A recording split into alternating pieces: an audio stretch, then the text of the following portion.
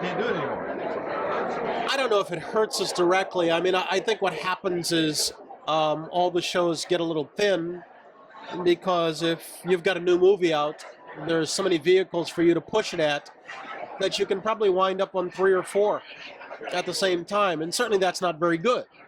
Everybody would love to have so-and-so exclusively, but that's just not going to happen anymore.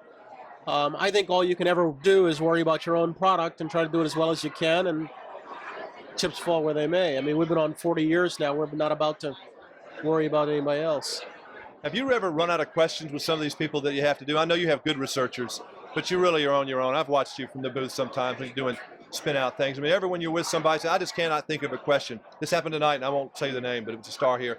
I just didn't have anything to ask him. No, I understand that. I mean, I think a lot of times what happens is you go into things expecting it to be kind of a two-way street. You're here to push something, I'm here to help you, and we do a participation kind of deal.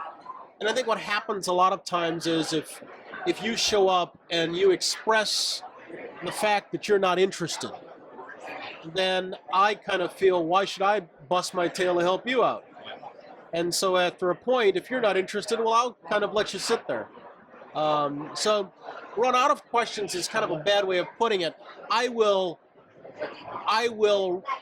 run short of interest sometimes because somebody has chosen to not participate and has shown their disdain or disrespect for the audience. And me as the conduit for the audience will kind of check out. But run out of questions, no, I wouldn't necessarily put it in that term. Is it easier for you to talk about politics on the show?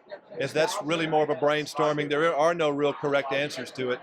Does it lend itself to being more creative as far as what you can talk about as opposed to the star interview? I think probably so. I mean, I think that's true. I think the star interview, there are always X number of things that you have to get to. There are only X number of things the public cares about. Whereas with a political interview, while it's fraught with a zillion minefields, you're right. There are no correct answers, and everything can lead to a discussion. And so it's probably a lot more invigorating. But I never thought of it that way. I guess because in our line of work, we're not necessarily expected to be experts in any one thing. You're expected to be conversant in something for a limited amount of time. And so you look so good to have gotten up probably yesterday at 3:30. Obviously, this doesn't bother you still. I know you get the question periodically, but at some point, it's got to wear down. Is it still easy to get up? I look like hell for 18. He said, he thought I was 60. No, I think sleep's terribly overrated. It doesn't bother me a whole lot. I go to bed about midnight. I get up at 4.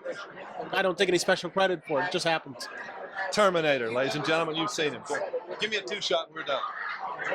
Your dad doesn't need sleep, is that right? You need sleep. These are our sleep.